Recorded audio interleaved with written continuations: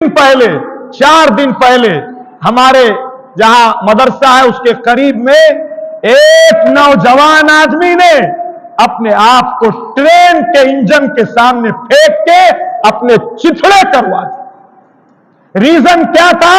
Reason ये था कि उसके ऊपर कर्ज का इतना प्रेशर था, कई लाख रुपए उसके ऊपर कर्ज था और उसने समझा कि साहब इस कर्ज को शायद हम पे नहीं कर पाएंगे।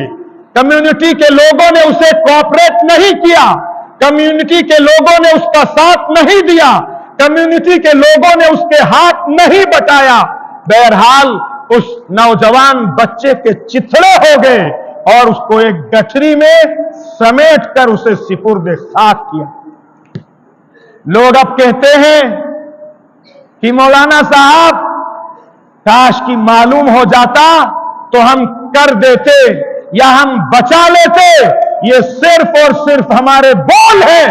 क्या हमें नहीं मालूम कि हमारे घर के बगल में एक आदमी फाके पे फाका करता है, अपने बच्चों के गुजारे के लिए कर्ज पर कर्ज मांगता है, अपनी इज्जत को छुपाने के लिए लोगों के सामने चुपके चुपके कर्ज लेता है।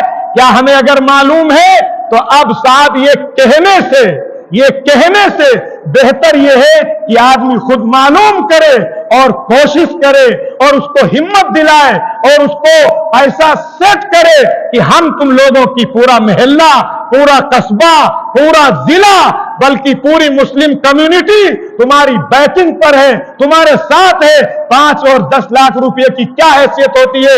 कस्बे के अंदर अगर सारा मुसलमान 10-10 रुपया दे दे या 100-100 रुपया दे दे तो 10 लाख रुपए मिनट के अंदर जमा हो, चिथड़े हो गए। और ये तो वो है जो साहब मंजरे आम पे आया, जो देखा गया। और न जाने कितने ऐसे लोग होंगे जो दबे हुए हैं, परेशान हैं अपने कर्जों के ताल्लुक से, अपनी जिम्मेदारियों के ताल्लुक से। और दूसरी तरफ हमारा अपना स्टैंडर्ड है, हमारा अपना ब्रांड है कि हम साहब ब्रांड पहनेंगे, हम साहब ब्रांड यूज करेंगे, हम साहब हमारा ये स्टैंडर्ड है, हम इससे नीचे उतरने के लिए किसी किस्म का कोई समझौता नहीं करेंगे। अगर ऐसी मेंटेलिटी है और ऐसी जहनियत है तो ऐसे मुआशरे का और ऐसे समाज का न कुरान से ताल्लुक है और न नबी से